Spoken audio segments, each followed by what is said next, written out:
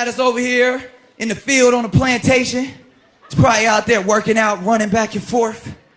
Master came out, saw us running. Fingy Willikers, did you see how fast he was running? Imagine if we put some shoes on him. Okay, wait, but we have to have some organization. We need to separate them into two teams. Home Negroes against runaway Negroes. It's gonna be amazing. We'll put a ball in their hand, throw some jerseys on them, swoosh on their shoes, they'll kill for it. We're gonna make millions. Is a better athlete to begin with because he's been bred to be that way, because of his high thighs and... Let's go!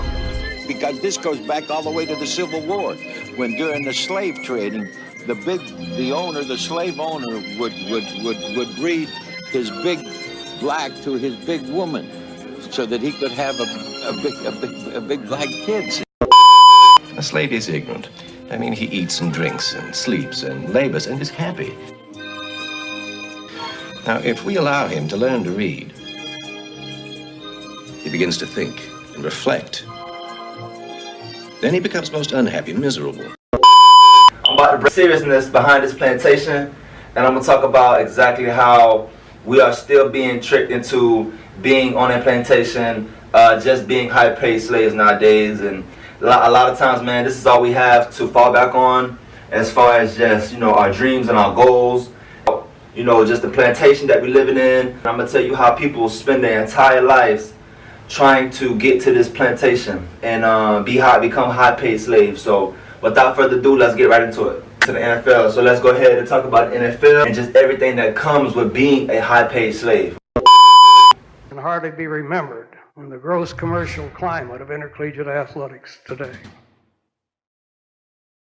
And I attribute that to the neo-plantation mentality that exists on the campuses of our country and in the conference offices and in the NCAA. That the rewards belong to the overseers and the supervisors.